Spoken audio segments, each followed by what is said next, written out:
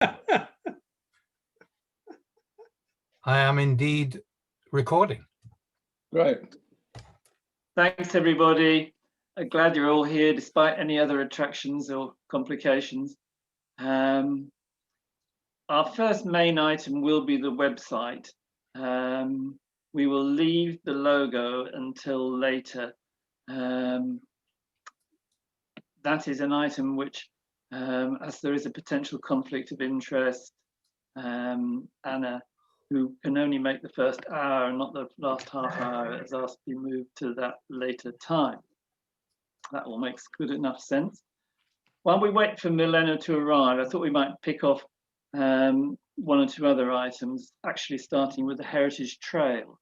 John, while you have your full attention given to our meeting, as opposed to anything else in the corner of your eye, would you like to update us on the Heritage Trail front, please?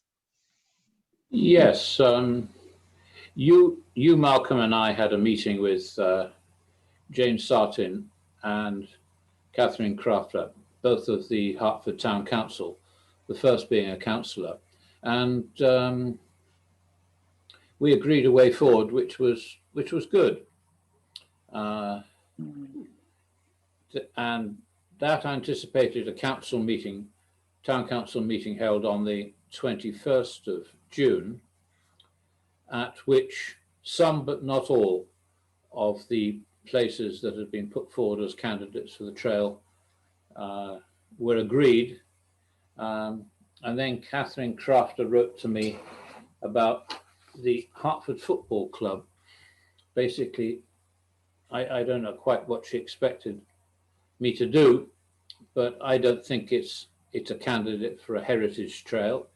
It might be important to footballers, yes, and important to them socially, but it's not a heritage item. So I drafted some things, some words, wrote to Catherine Crafter and suggest she write back and asked for more information about the meeting. And I've heard nothing since then. So nothing has happened. But it's worth emphasising that at the meeting that we held with Jane Sartin and Catherine Crafter, they did embrace the concept of themes quite strongly and clearly. So at the end of the day, that matters quite a lot, I think. It certainly does, yes. And that was a real step forward. Sorry, yes. Malcolm, can you just repeat that? They endorsed the concept of themes. And so the different sites, there are an awful lot of sites. Themes, Themes. So the different locations will all be allocated to different themes, perhaps one or more themes as appropriate, like culture or commerce or whatever it might be. And John has compiled and working with Catherine a list of themes. So this will help to make sense of a very disparate and large number of different places. Yes, and that's a good point to have reached. Oh yes.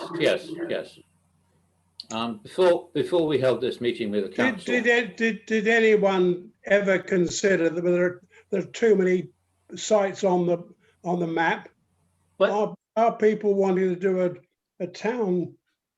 Crikey, it's meant to be historic places in Hertford originally, not a great big town map or a town signposting. Yeah, it is precisely the fact that the sites will be bracketed under different themes that will make it all more manageable, because ideally there would be fewer places, but the councillors think otherwise, and we're stuck with that. But by having key themes, it will all become more manageable and understandable to people who are trying to get a grip on Hertford and its historic sites. So the one idea for how this would work would be that someone using the mobile phone version of the Hertford Heritage Trail, they would say, I'm interested in medieval something, or I'm interested in really historic pre-Victorian stuff. What is there to see? And apply that filter to the very long list of places on the trail. But that would mean that the the mobile phone would only see those things that were of interest to the person setting that filter on. So we've got over the problem that we had with the paper trail, which was that there were far too many places on it, and it wasn't easy for punters, for visitors to see what they should look at. We've now got a good mechanism for allowing visitors to be able to choose what they want to see. So that was a very major step forward. So John, is the town council committed to spending money on the necessary IT work? It seems so, yes. Good. Hopefully that's enough for now to show that we have, managed to step forward. This will continue to take time and effort, I'm sure, all of this, and John is, obviously giving it his best. So at least we made some reasonable progress, I think, at that meeting. I think we've now been joined by Milena. Hello. Before we go straight into the website, I'd just like to ask, was there anything on the minutes and matters arising that isn't covered already on our agenda for tonight that anyone else wish to raise? Anything anybody wish to highlight from the minutes, or are we able to go into our first substantive item? Yeah. Sounds like we're able to go into our first substantive item then, which for reasons I've explained earlier, is going to be the website rather than the logo. And I'd like to ask Milena to sort of very briefly talk us into the website and what we've all been thinking and how we might progress. Milena, is that all right with you? I know you've had a busy day. Yes, I've been attached to Zoom today for a governor meeting after governor meeting. So if I look slightly twirly-eyed, then I apologise, but I'm very happy to do that.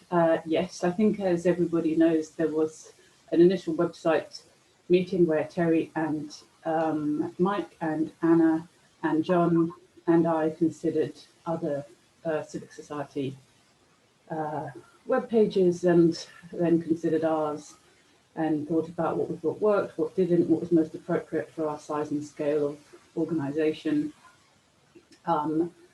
and considered some of the main themes and headings that we thought our website would need, and critically what aims and objectives we have both as a society and with this particular tool, what we're trying to achieve.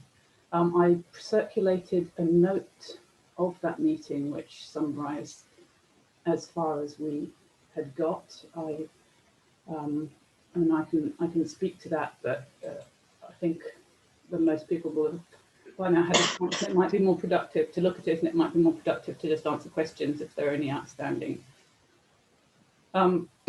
concerns, or where have you all gone? Sorry, I've lost the right window. No, there's nothing to take exception to in what Milena wrote. Mike also wrote something about the style of the homepage of the website. I think we wrote down some good stuff, but I'm not really quite sure what the next step is. Right. So thank you, John, for propelling us forwards. If everybody is happy with more or less where we have got to, the first note I circulated in a way was a summary of what our thoughts were, which could in some sense constitute a brief for a designer. As part of that meeting, we had agreed that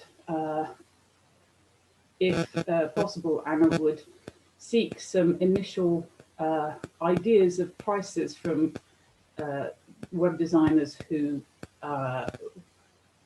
work at the scale that we're interested in, let's say, because we don't need a huge corporate piece of work, but we do want a professional output to achieve the ends of engaging people. If we're going to bother to do this, we might as well do it properly, and we want to make sure that we're doing it with the logo fully integrated into the website. which isn't a matter of just a logo sitting in the corner. It's a matter of the whole sort of design of the look and feel of the thing.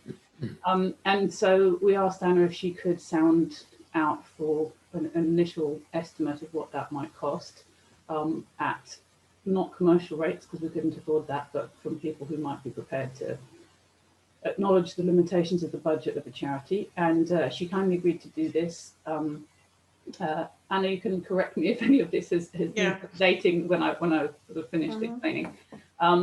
She came back with some initial questions that the potential designers sensibly were asking, in a way clarifying the edges of our brief about the amount of content we wanted to preserve, with how we plan to store it, what we wanted to have as our main headings, in order to be able to come up with that ballpark figure, because it would affect the amount of work that was involved.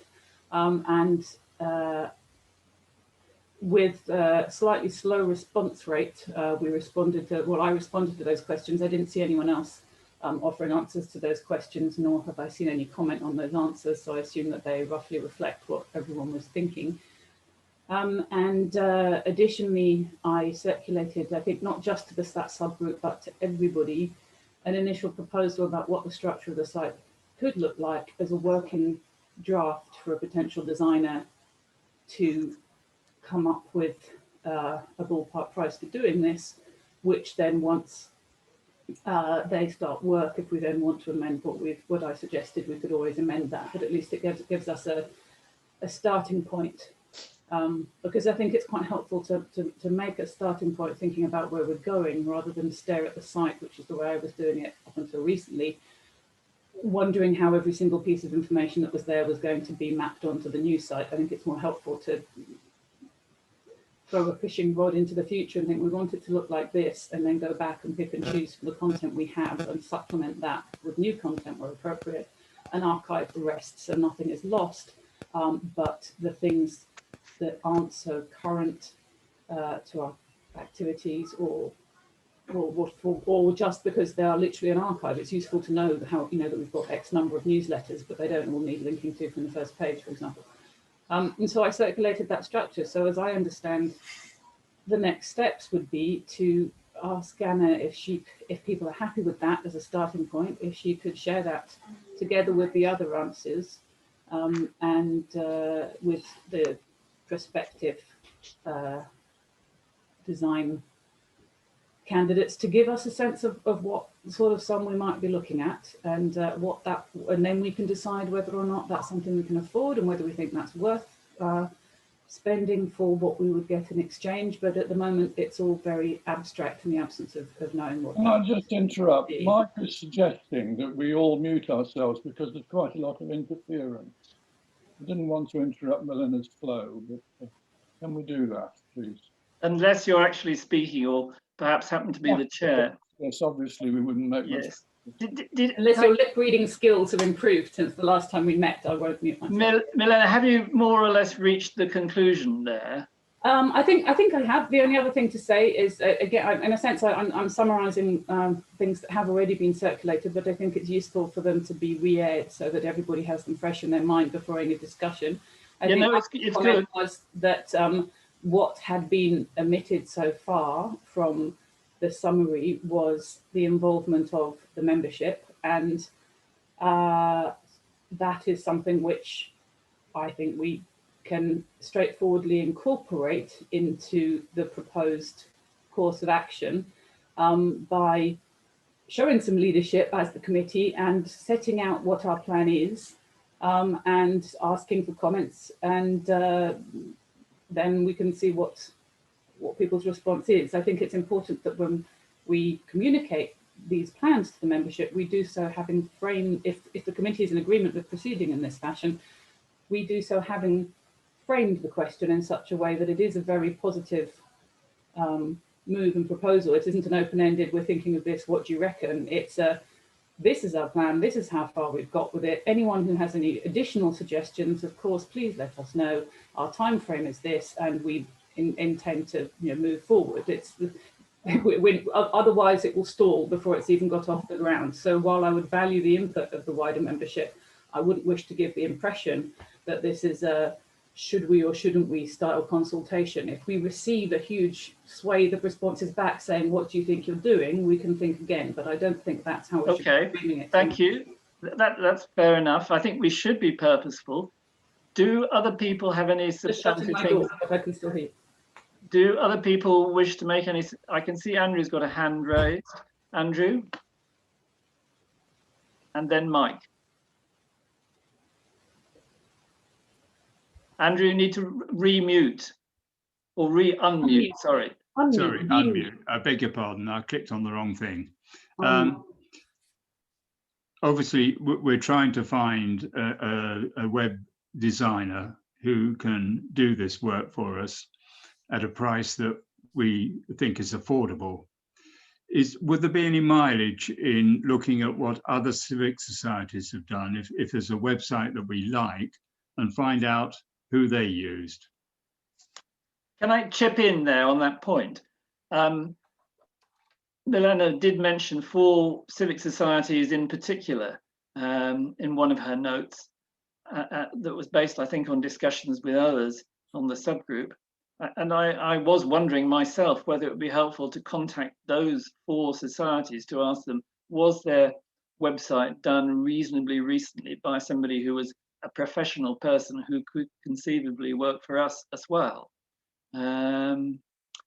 That might be worth thinking along. Obviously, very helpful if Anna's able to point us in the right direction to 1 or 2 people. That's brilliant. But there's a sense in which wheels should not be invented if we really think these 4 sites are better than most.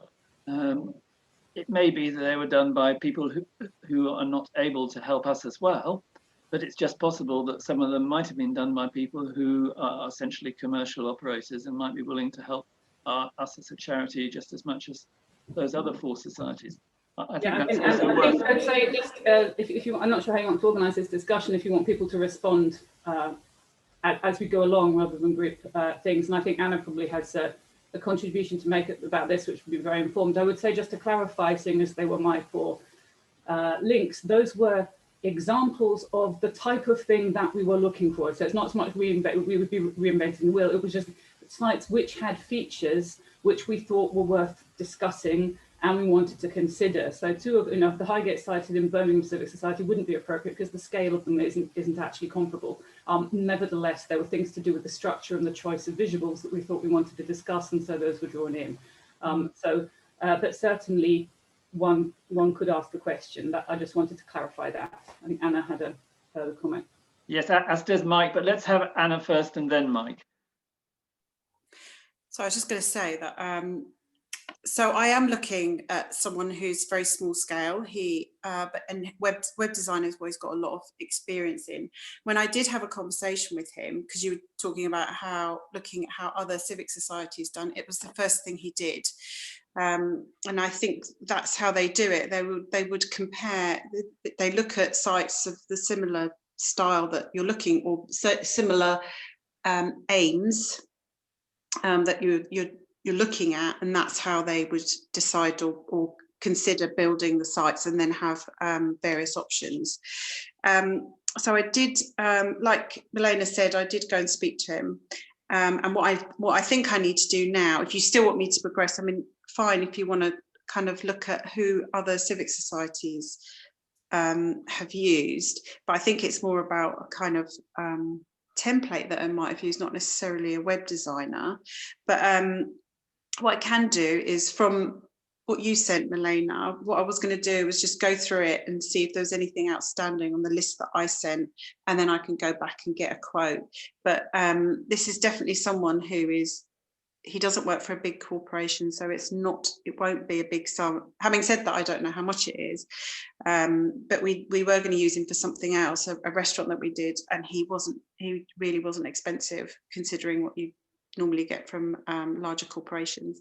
So I can continue on that. But one thing I did note, though, what you were saying, Milena, in your thing, which I think would be good to agree, is you were talking about the wording of the website, so the tone of voice. So as part of the branding, the kind of overall look and feel, there's a tone of voice, and you were talking about not using wording which is very formulaic, and people that like, and sometimes what people don't really understand, there's, you know, like certain jargon, and whether actually we want to adopt, and I think it'd be good to agree that, adopt a more friendly, more informal, or more kind of conversational way of speaking to people that we'd like to invite to the committee. I think that'd be quite important. Thank you.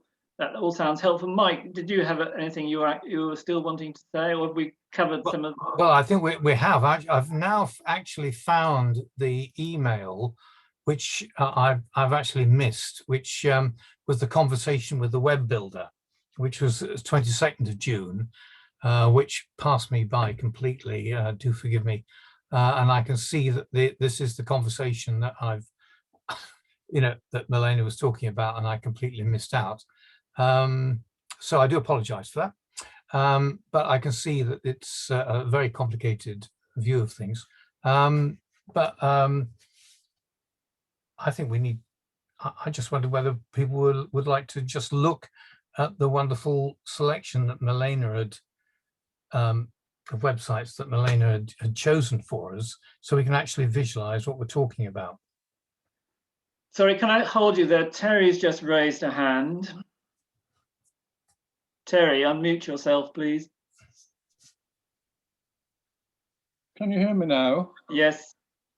Just to say, I think it might be valuable if somebody, in addition to Anna, talks to the web designer, so that we have somebody with perhaps rather longer experience of the sort of things that the Civic Society does and the existing website. Just a thought. Thank you. That's useful. I mean, I think in reality that more than one person would need to be involved in any commissioning process, and that would most likely include Milena and some of the other members of the subgroup.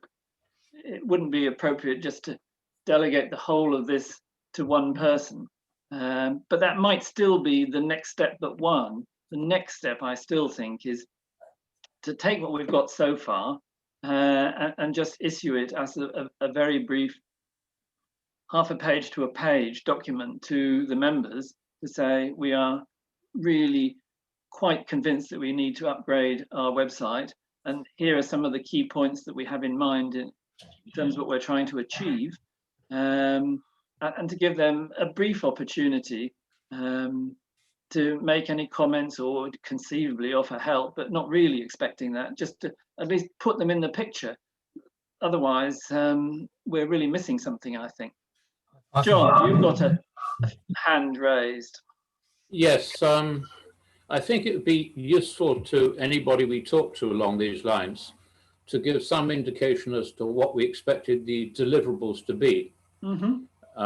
Now, the first thing, and this might be what Anna and Milena have been talking about as templates, would be the logo, the typeface, the visual style of the website. Now that we clearly would like an outsider to do, because certainly I don't have those sort of design skills. Then the other thing, the next sort of deliverable might be a suggested structure of menus and how the website was structured. Now, Milena, I think, has suggested a sort of hierarchical type structure, whereas I understand from an email that Mike sent that he was thinking that we ought to adopt a structure which was much more mobile phone friendly, because a lot of the people using our website in future hopefully would be using a mobile phone. So we have another deliverable would be the structure of the website, and there would need to be consultation between the website designer and the subgroup on what this was, probably. And then there's the bigger issue of actually implementing a website that employed these design principles, these design standards and the menu structure, and actually loading it up. John, if I can stop you there, please.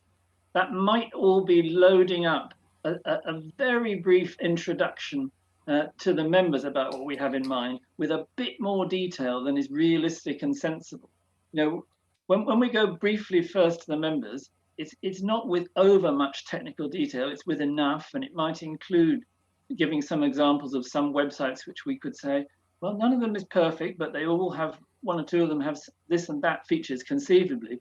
It's got to be something pretty succinct after we've gone to the members, and while that's going on, we can be thinking about refining this a bit further. But yeah, we've got to air some of these issues to the members, but very likely indeed. But my point was that we need to give the designer some indication as to the extent. We can't go to the designer until we've been to the members briefly and succinctly. Fair enough.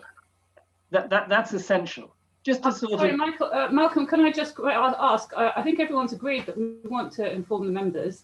I don't quite understand why that could not be a concurrent process with the process Anna is proposing of speaking to the person who is already briefed, who already knows what we're doing, who already understands the aims and objectives of the civic society, who's already looked at this and was only missing some information that we are now able to provide in order to provide a quote. Oh no, that's fine. Could be progressed at the same time as issuing the members with this information, not least because the first question the members will have quite reasonably is, what is the order of magnitude of expenditure that you have in mind? So it'd be very useful to be able to point to that, or to at least be in the process of gathering that. Now, we may wish, in addition, to have more than one person. That's a separate conversation. We should be aware that any additional person, as well as us needing to find plausible candidates so that we're not wasting our time or wasting theirs, is that they will also need to be briefed. We will need to listen to them, and it will be it could be a potentially time-consuming exercise for little benefit if it were the case that the person we are lucky to have is able and competent to do it for a price which is already competitive.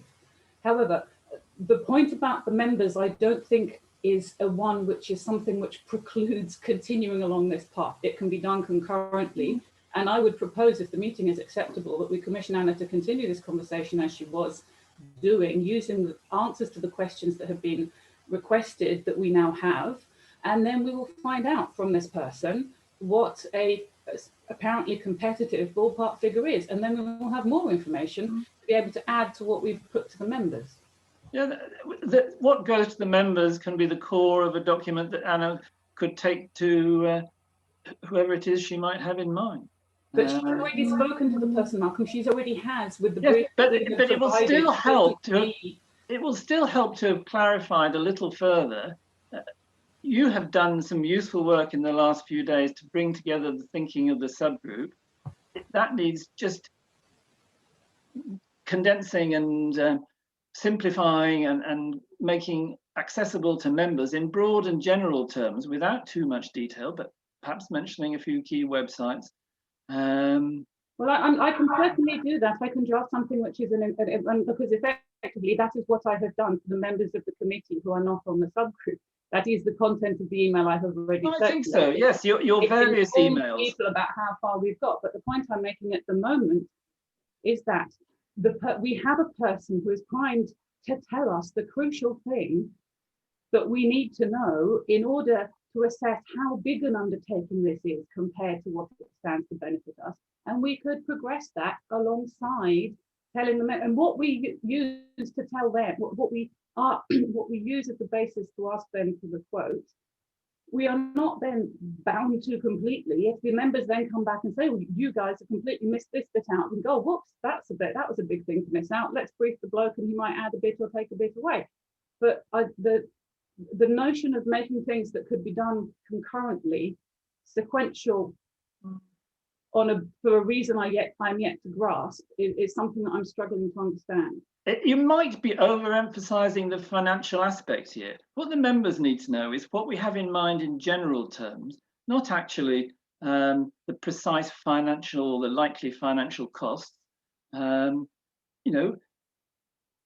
That is a secondary issue to the members. That we merely need to make it clear to them what we are trying to achieve in very broad terms. We don't necessarily, though I'm quite happy to hear other people saying, well, perhaps they do need, but I think they just need to be aware that we're embarking on a project that might run into a bit more than we spend in some years. But we don't need to spell out precisely what it might be, I don't think, but maybe I'm wrong. What do other people say? Hillary's got a hand raised. You need to unmute yourself, Hillary. Hillary? That's it. It was I'm worried about consulting members. Yes, they do need to be consulted, but we also have to think about the age group most of our members are. And we should be having something that appeals to younger people if you want to develop the civic society. Because it's a bit like asking pensioners or older people about parking in the town. When younger people are walking everywhere using the buses more than older people, we've got to think about a broader outlook than just current civic society members. No, I entirely agree, Hillary, and we've all agreed we're going to be pretty purposeful about this with members. That was Milena's point as well. We're not consulting them in the sense of, please, can we have permission to do this?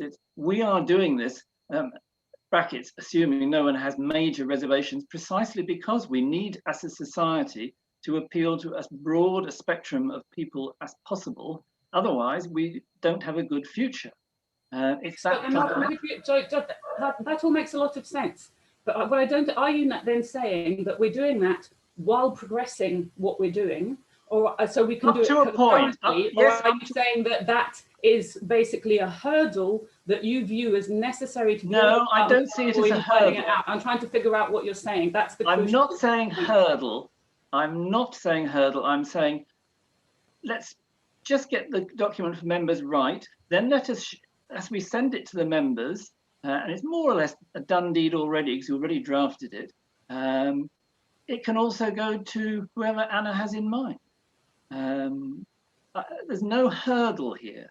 It's not an obstacle. So then we're at cross purposes because it's a temporal matter. We can consult members. They need a specific letter that tells them what we're doing and invites them to comment. That's fine. The designer needs the information the designer already has on the basis of the conversation with Anna and that I've already circulated, plus the answers to further questions that information did not contain. Answers we now have and can offer him as soon as Anna is able to speak to him. He is able to then, possibly within a matter of days, offer us a quote. Yes, that's fine. We're not acting on it, but we're moving forwards. I meant hurdle in the sense like you can't wait until you've got all of that, not least because we're all, never mind then. The only aspect, volunteers. Milena, the only sense in which is a hurdle is that we couldn't actually sign someone up until the members have had a chance. But that's absolutely fine. But can we please just get the information for our benefit so we can start working on it in the background? Whereas you're making it sound like we need to stop now. No. Have had sight of it. That's no. I promise you, it's not. Because we'll never get anywhere. And we are all volunteers, as we keep reminding ourselves. But I'm now speaking outside of frustration, having spent a whole day on Zoom calls as a governor. I'm now spending this time doing this here. I've spent a considerable amount of time before the subgroup meeting looking at the website, a considerable amount of time in discussion at that meeting, a considerable amount of time summarising it. It is okay. Your point is well made. To members of I'm still speaking. Either it's delegated to members of the committee and to the subgroups that the committee decide to form to actually act and get some things done, at least to get everything ready to press go once the members are okay with it, or it is not, because otherwise it is a waste of our time. We are just talking. There's only one. We're not just talking, but we shouldn't definitively sign up with one person, and we shouldn't be arriving at purposes again, Malcolm. No one is suggesting we're signing up with somebody. Fine. We are gaining a quote for information on the basis of briefings that have already been prepared. That's fine. Andrew has got a hand raised. I think, first of all, we shouldn't expect too much from the response from our members. No. And I think Hillary makes a very good point, actually, that if you look at the age profile of the current membership, the sort of comments we might get might not be compatible with our future aims if we're trying to attract younger people. I agree with Milena. We should go ahead and get at least some idea of what this is going to cost and what would be involved. So by all means, go to the members, but let's wait for any response, particularly because I don't think we're going to get a response which is going to be of a great impact. Thank you, Andrew. That's fair enough. John has a hand raised, and then I think we more or less are there, but John. The point I was trying to make earlier is how much work are we going to ask the website designer to do? Is he going to produce an outline design, or is he going to produce a working website? Because there's an awful lot of difference in the effort between the two. And any website designer worth his salt will need to know the answer to that sort of question. I think those things might need to be a little further worked through. And maybe these are different options that at this stage, Anna can consult her website designer on. Just as an outline in response to your query, John, I think you're right. I think what the web design, from what I understand and from my conversation with this web designer, he will be able to build a site. He takes the brief from us. The first bit was to understand exactly what kind of website it is. So the amount of information that needs to be uploaded and how it needs to be uploaded. Then he understands how often it needs to be updated, and he makes it updatable by ourselves. In terms of the overall look of it, he can implement what it looks like, i.e. colours, fonts, etc. But he will need that is another person doing that level of work, but they sit together, because a web designer will build it, but he does design it in terms of how it's built, but he doesn't design what it looks like. There are two separate pieces of work there, just to clarify. That is something that what I was going to do was, once I've spoken to this person that I'm speaking to, he will outline a cost. And what he will be able to do is outline the amount of work that needs to be supplied to him in order for him to build it. And then there will be separate costs. And I think in terms of being competitive, yes, definitely get more than one quote. But I think there are ways of just kind of working out what kind of bar in terms of costs people pay for these kind of things. So we can do that as well. But definitely, I think we should definitely get more than one quote. These all sound very sensible clarifications to how we actually go ahead.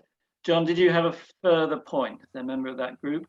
Yes, I appreciate what Anna is saying, in that the content, most of the content for the website would need to come from us.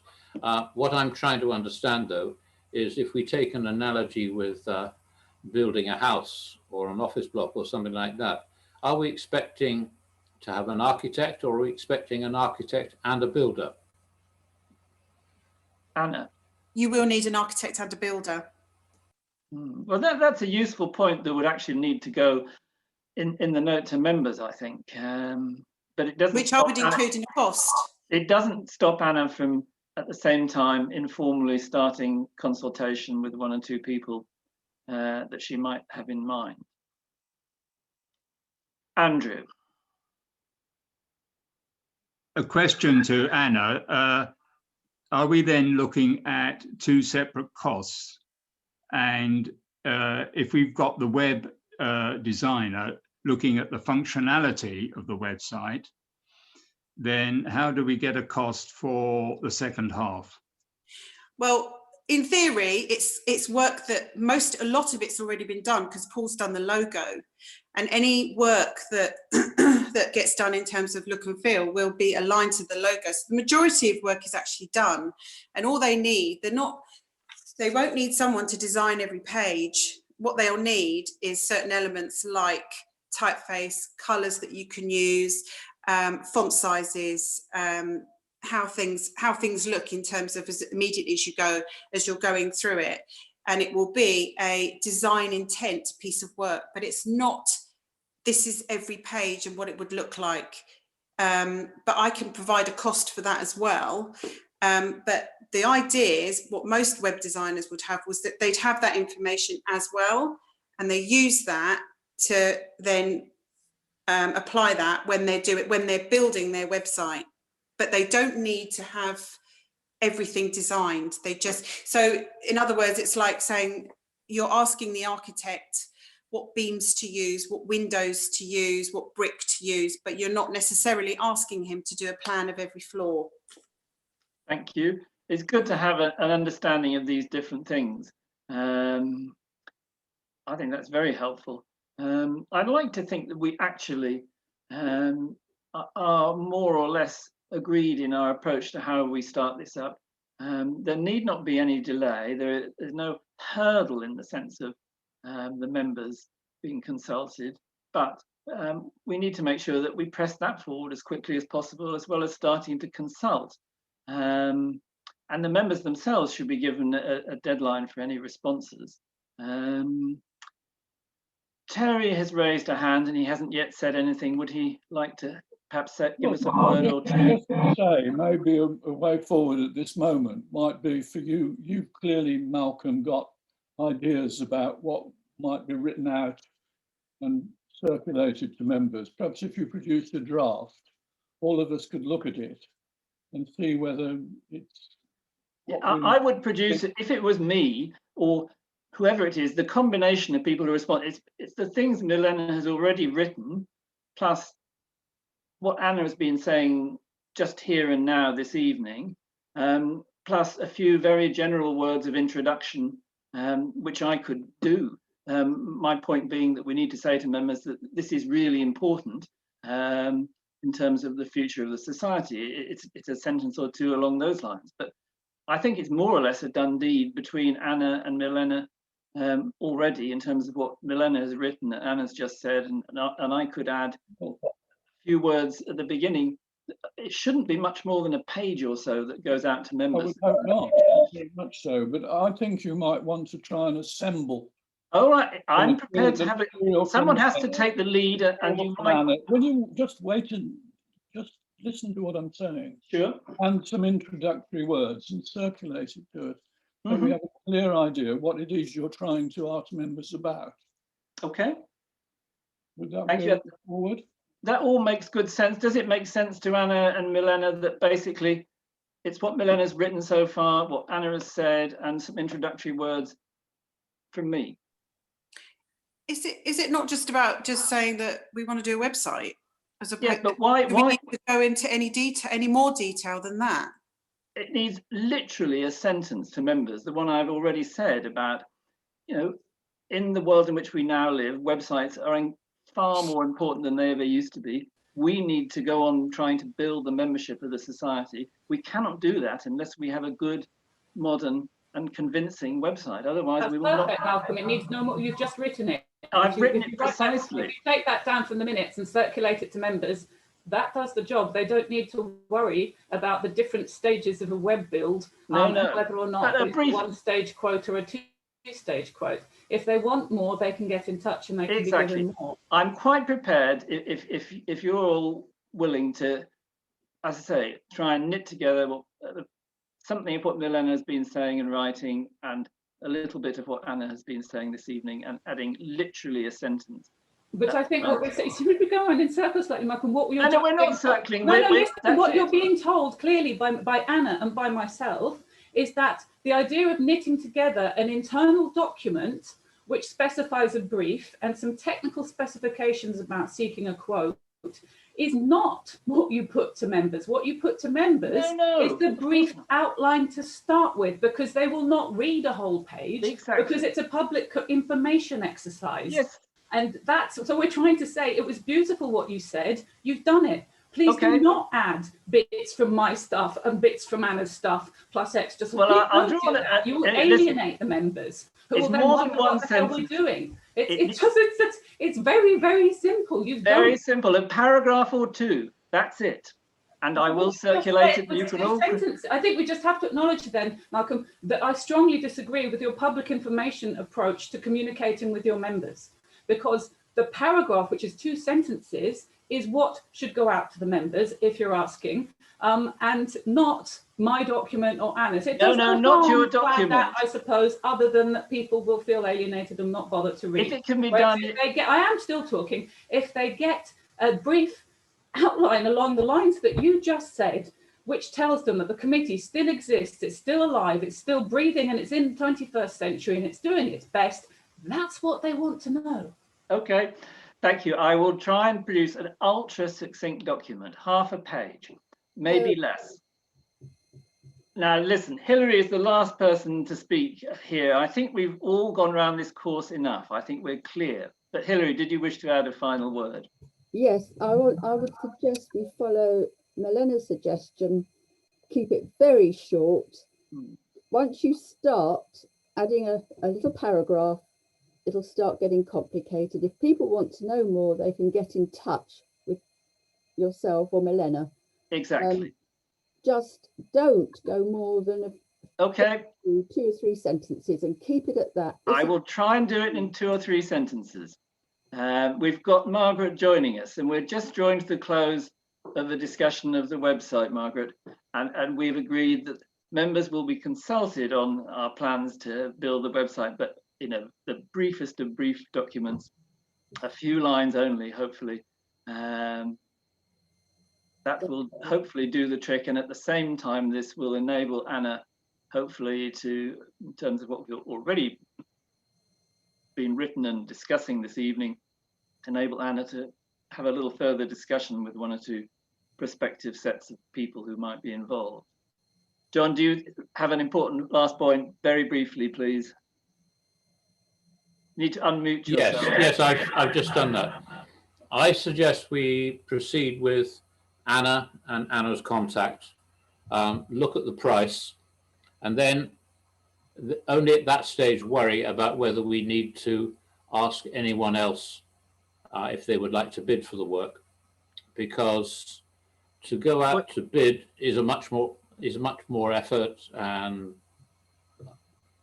I think that it'd be adequate just to have a pause when we see what the sort of quote is, and then consider whether we need to ask for more than 1 quote.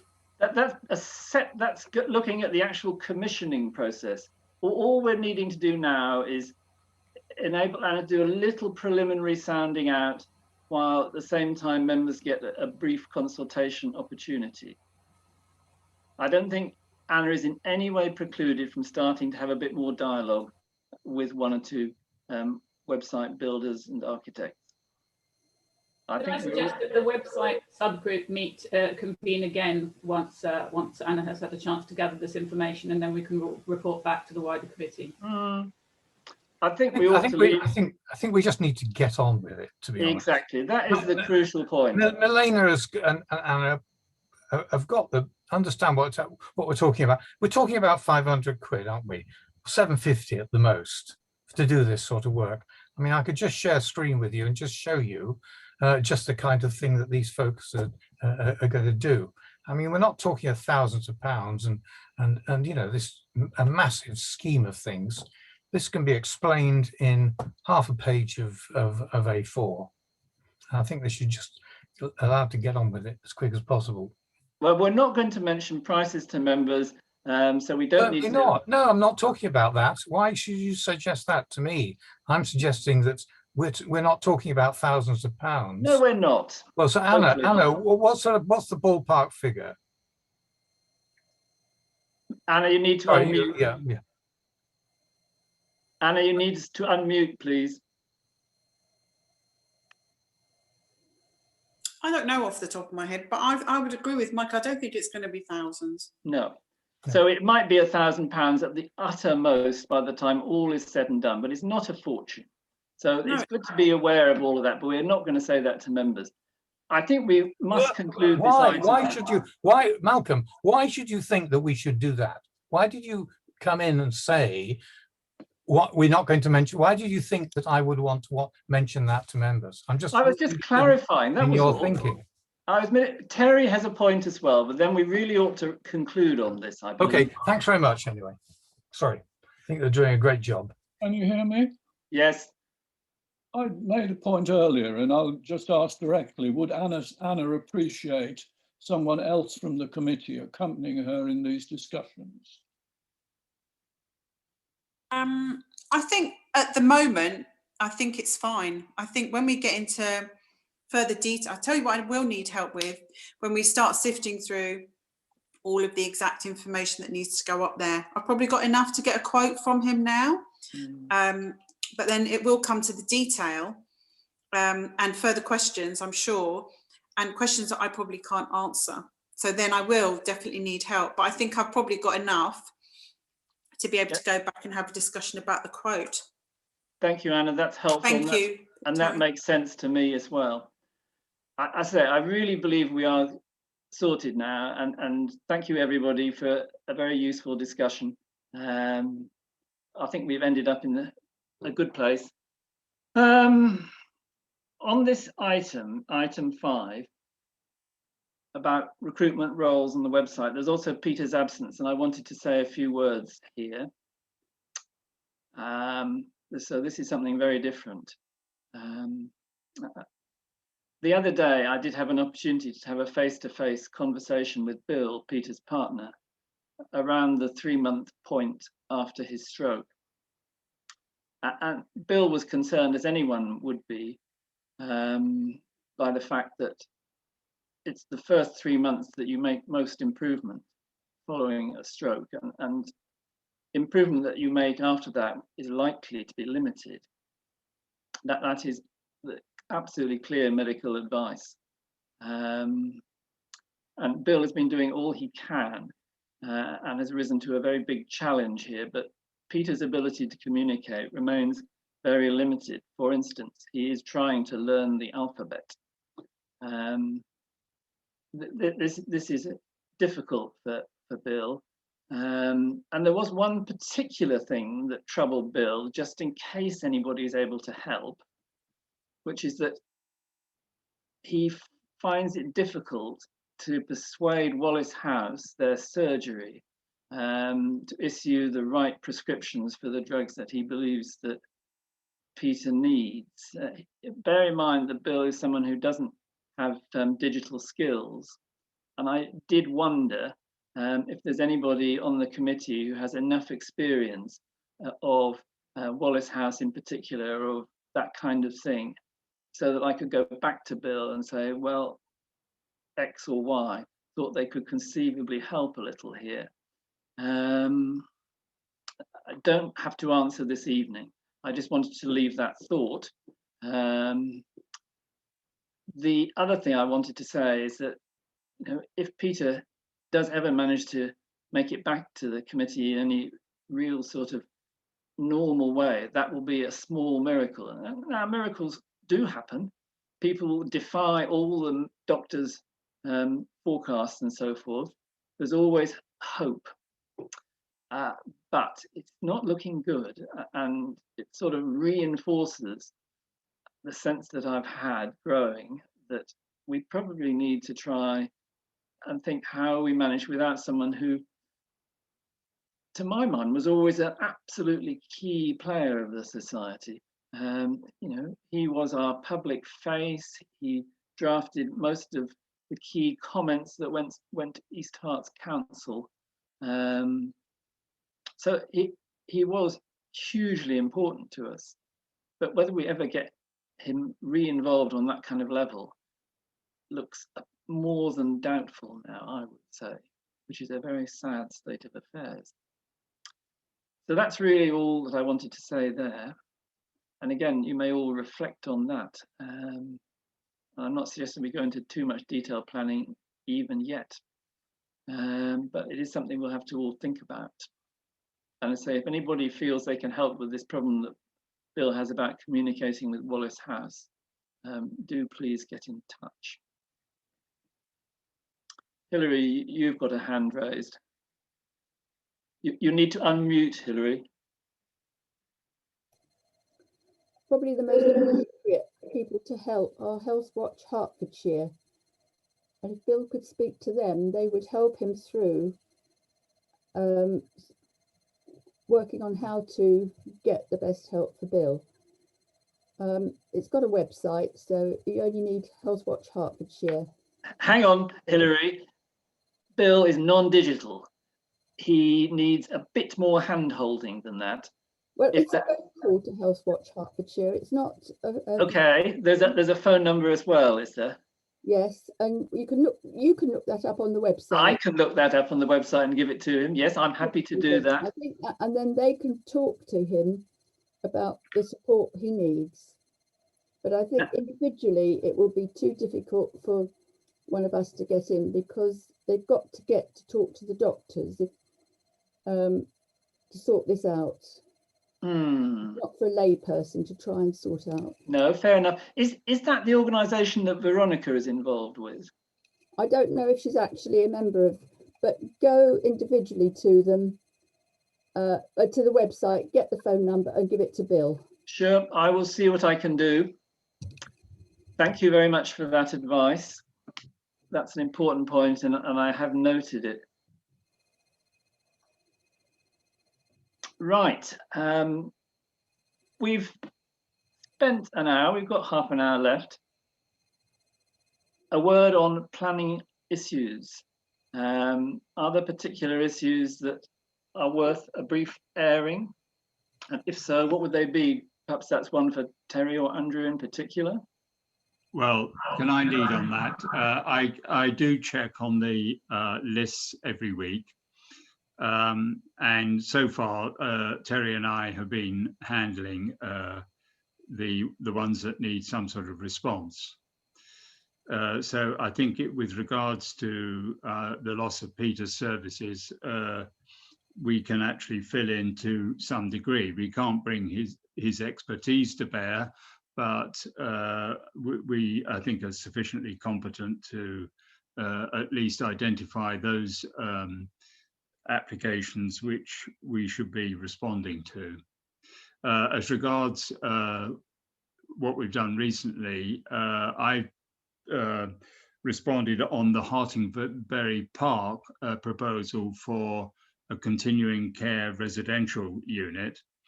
And what I did, in fact, was to take the response that Peter put in the first time round, because this is the second time it's come back, this application, and really just reiterate what we've said before, that we object principally on Greenbelt grounds. And the rest, some of the detail, we will leave to the locals, Hartingbury Society, etc., to respond to. The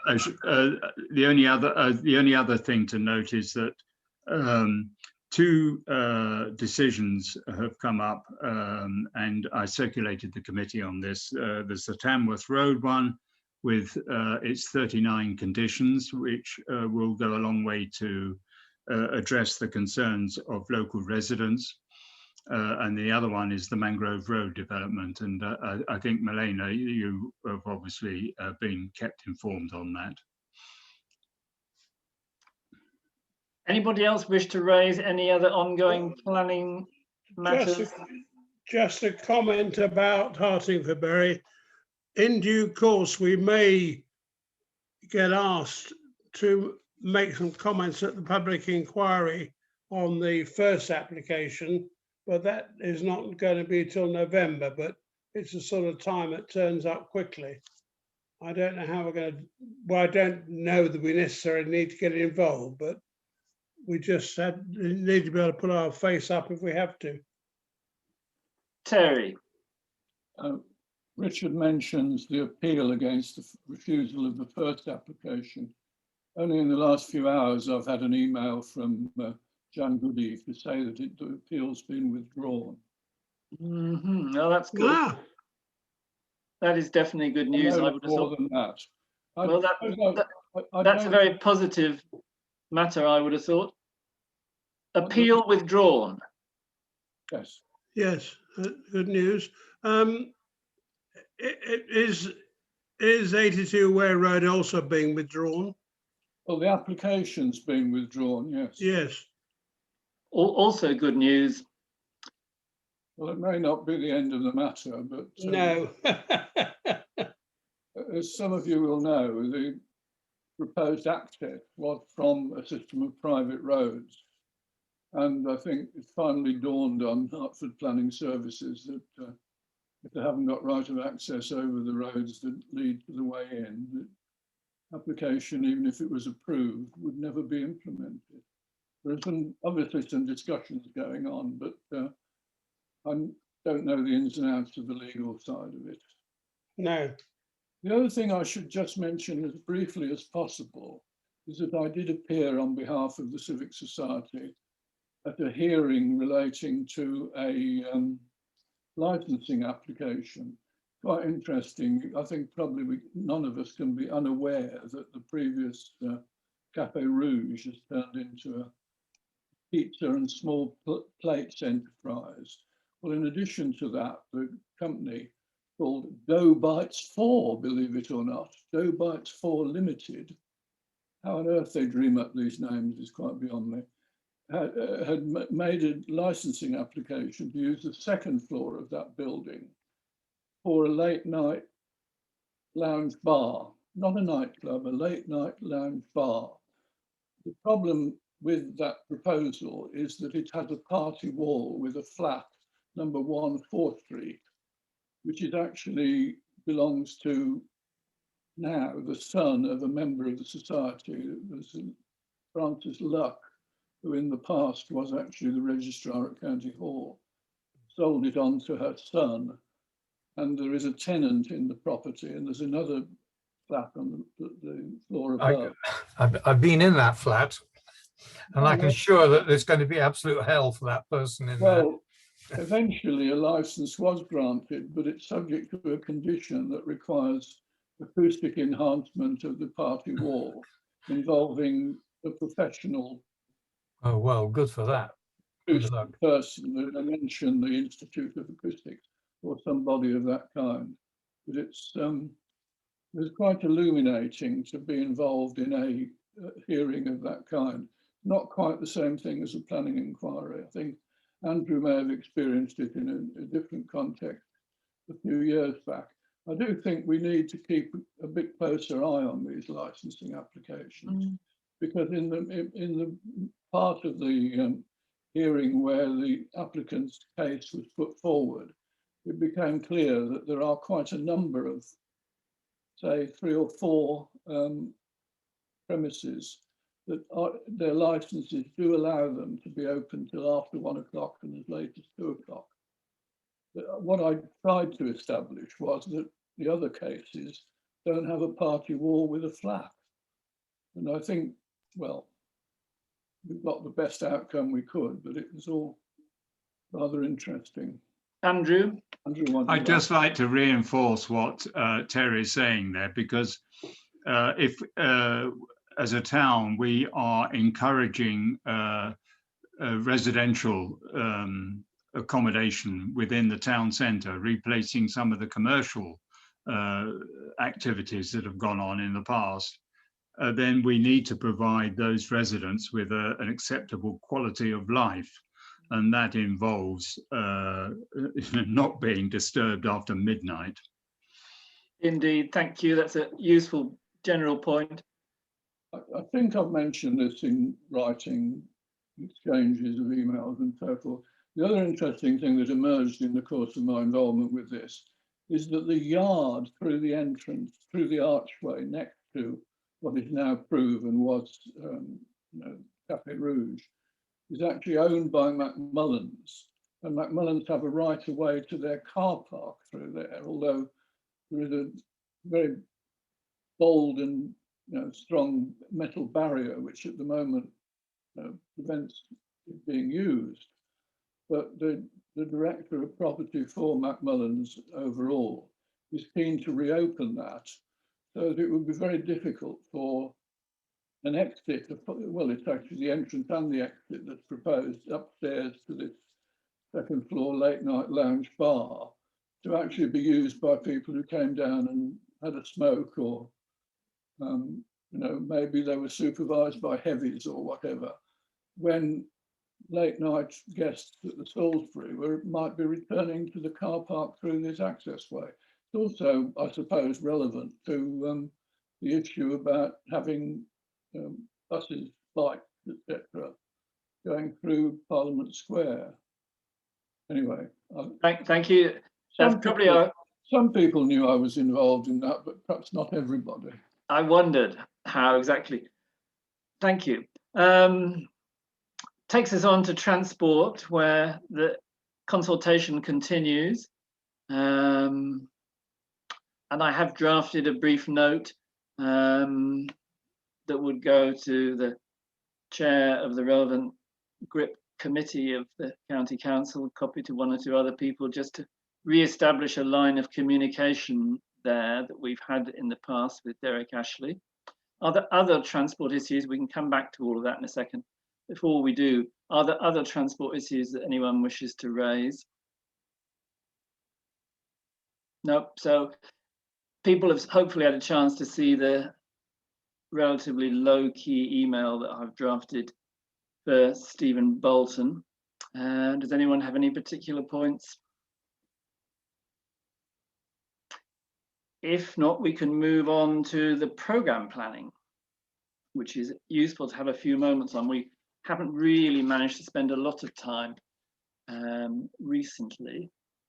Now, we're paused at the moment, but I think we've agreed that we wish to resume a bit like last winter, perhaps, to do an active winter program of Zoom meetings. And we have Claire signed up on pandemics for October, which would actually be the 300th anniversary of the first smallpox inoculation in this country, or certainly in Hertford. So a very timely one. In November, hopefully, we will have the Chris Skidmore Zoom presentation on the Friends Meeting House. I've got to the point where he's offered 2 or 3 specific dates across the month, so I should really be signing up for one of those. Then we have some other topics, and just to remind everybody, in no particular order, there's the Passive House, which has been making slow progress on Queen's Road, but is finally looking a bit closer to being a finished house. And the idea there is that the occupants of the house, coupled with the architect, would do some sort of virtual tour and presentation of that as a house to live in. They might want to feel the house is a bit more completed before they start talking about dates or even definitively agreeing.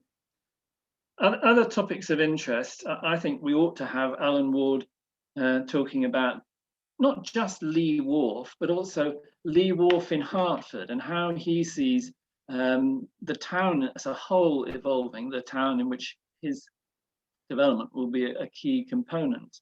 I think that will be an important and worthwhile topic. Other topics probably include maltings. Rather than go for Helen Gibson, who has done a talk for us before, we've had the suggestion by Richard that we could have a talk by the director of the key maltings operation locally at Stansted Abbot. And I think Richard is just beginning a dialogue there. I will be able to check in any event how good or appropriate the Helen Gibson presentation might be, because it's going to be a Zoom talk for the Friends of Hertford Museum in November. Previously I asked her, would she be able to talk about Hertford at all in that presentation? And she said no, at which point I left it. But don't rule out the idea of going back to her. She's always happy to talk and always enthusiastic, but we did have her not that long ago, and I think this other person might actually have more of direct interest to say about what it's actually like to be involved in a maltings process locally right now. He'll bring to bear a real insider perspective. I suppose he certainly will, Malcolm. He could talk the hind leg off 10 donkeys. Excellent. But can he do it on Zoom, maybe with a colleague if necessary to help along? Yes, he'll do whatever you want. He'll do it on site. That's very good. I think Zoom. I'd like actually to go back to the issue of are we all comfortable with the idea that we're trying to do something faintly reminiscent of last winter when we ran a series of very popular monthly Zoom talks that members of the public and members of the society did seem to appreciate, and they, still stop me and talk to me sometimes, even now, about particular talks that they've enjoyed. Milena. I think that's a very good idea. I think that we don't know what's going to be happening by the time we get to wintertime next year with regard to what restrictions there may or may not be. And even if there aren't, I think in the wintertime, it's quite nice to be able to just flick on and watch and interact. We can always decide whether alongside that kind of provision, there's possibility or appetite for having live meetings. But I think having a backbone of Zoom talks is a good idea. I also think it raises the profile of the society, and we should be thinking about how the talks we schedule are not just of interest to existing members as kind of these we have loved, here's Helen Gibson again, no disrespect to Helen Gibson, but we are, particularly if we're going to use Zoom talks, suddenly our pool of speakers potentially expands massively because they don't actually physically have to be here. I think that it would be nice to try and have people who have specific roots to Hertford, not just topics that have roots to Hertford. If we do that, I think potentially there's a much larger pool of speakers perhaps than the Civic Society traditionally considers. There are even just off the top of my head, people who've recently moved to Hertford. And Duncan Weldon's the economics correspondent for The Economist. I have no idea whether he's interested in the Civic Society or might have something to say. But he's got a book out, which is always a good reason why authors might want to promote their work. There's another, I can't remember his name, guy who used to write for The New Scientist, who then wrote a book about having OCD, but who now talks about environmental anxiety, which I think is an interesting thing to have. I think in general, the Civic Society should be doing more on sustainability. And I think that November is COP26. So whatever talk that is currently scheduled for November, I think perhaps could be shuffled around and we could have a sustainability or environmental talk that relates specifically to Hertford inserted in the November programme as the Civic Society nod to COP26. I think that we concentrate far too much on our older members and that we now have a beautiful new playground on Harton Common. And it's a huge success, and it's testament to the skills of the Playground Alliance that they managed to pull that off by working with a very large number of different agencies, from the council to volunteers to however else they managed to fund it. I don't know.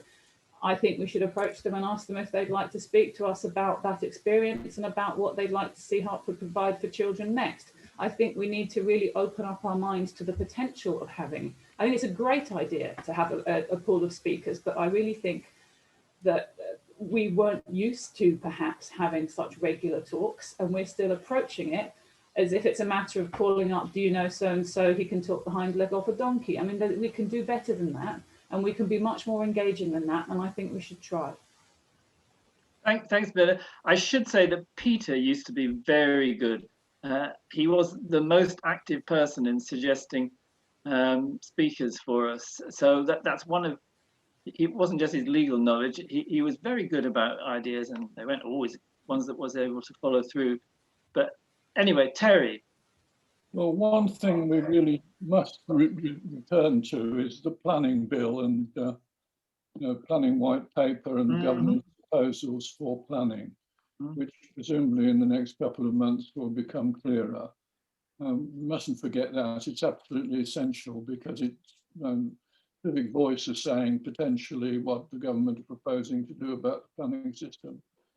Yeah, I had in mind to talk to Civic Voice and see what they say. On me, it effectively means the end of the activity of civic society as we know it.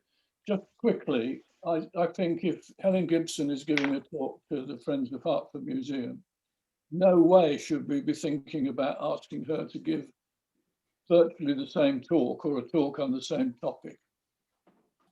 We never do it like that. Once or twice we've done something similar, or a year later or something, so we wouldn't have that kind of level of overlap. I entirely agree. Anybody else with a point? Mike?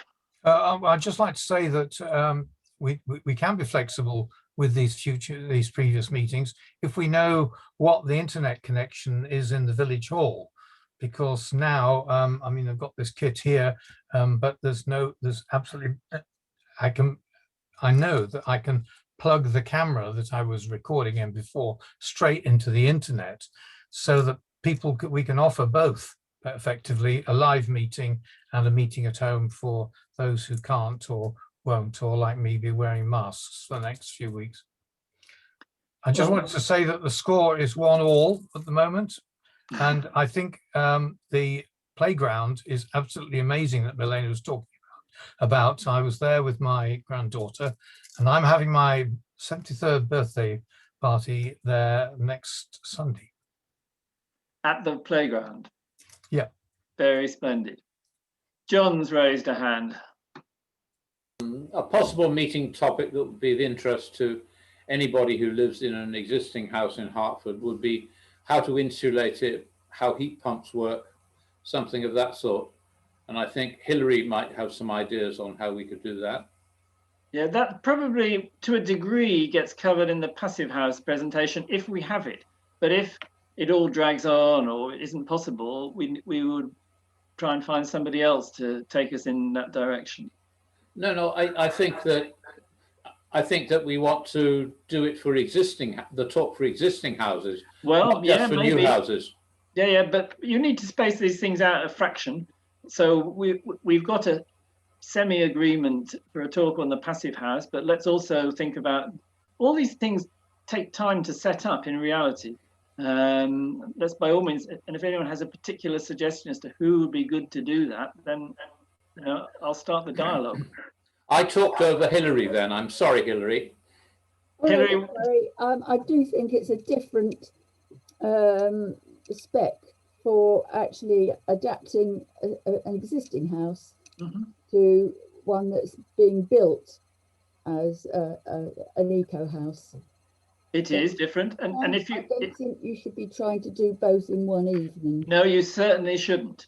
And if you or anyone has suggestions as to who would be good to get to talk on the existing houses, I mean, it is always possible that you could, Andrew Goodman on the Passive House could say a little about existing houses and just how they differ from the Passive House. But I agree, you really want a separate person, and it is a different issue. Andrew. Chairman, sorry, I'm requesting permission to leave the meeting. That's fine. You all have permission if the football is getting too exciting. Yeah, I'm being pressurized. Okay. That's fine. I think. Thank you very much. We've wrapped up most of the stuff here. I don't think there's anything really important left. Can I be excused as well? Yes, yeah, you're absolutely excused, anyway. Anna. Bye, everybody. Bye. Bye. It leaves us with the website sort of sorted, but the logo, not really. I mean, we might have time for a very brief word on the logo, just to sort of warm us up there, unless Milena would rather leave it to next time anyway.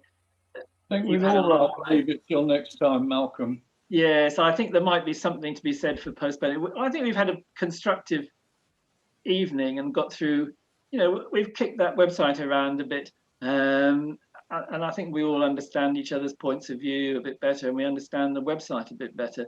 Let's leave the logo for next time, if that's all right then, Milena. I'm happy to leave it for next time. I'm happy to give you literally a just the minute thing, just because I don't know when next. I suppose the thing is that I don't know when next time is.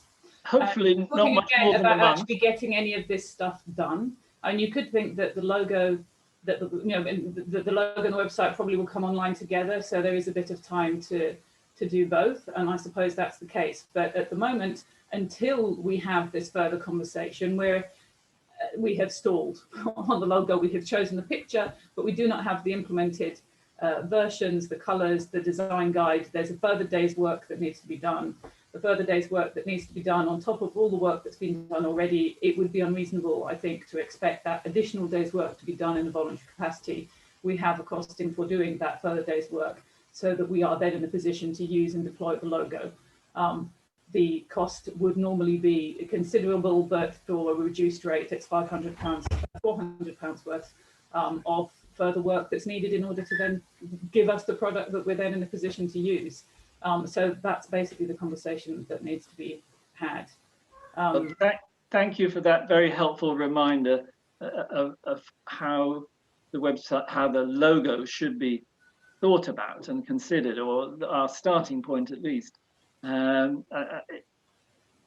We've all had a longish day, I suspect, and I think we've had a useful meeting. So it's good to have that. I do endeavour to make sure that we meet on a monthly or more or less monthly basis, and make sure that the setting up arrangements are as open as possible. Could I just make a suggestion, actually, as a means of progressing this, having made that brief outline, so everyone now is aware more or less of what we're discussing. Oh gosh, there's a phone there, I maybe even have to go as well. Can I circulate a note to the effect of what I was just saying, and perhaps it's something we can agree by email, because I'm not sure it's something that requires a huge amount of discussion, it's just something that needs to happen. Okay. So I'm afraid I'm going to have to go as well, and I'll circulate a note, and then we can... Why don't you circulate your note, and we'll see how people respond. That's not ruled out at all. That's a clear possibility. Well, I suppose I'll circulate a note, and if there are severe reservations, then those can be voiced. Exactly. With the knowledge that we are stalled until we actually take some action. So, yes. So thank you very much, everybody. I apologise. I have children. I need to get into bed. Yeah. I think everyone is feeling the call of something or other, especially football, and that's all right. It's a pretty unusual evening when England have reached, is it the semi-final, quarter-final? Does anybody know what it is? Let's go and find out, shall we? Sorry, it's time up now. Yeah. Time up. Goodbye. Thank you, everybody. That's great. Thank you, Terry.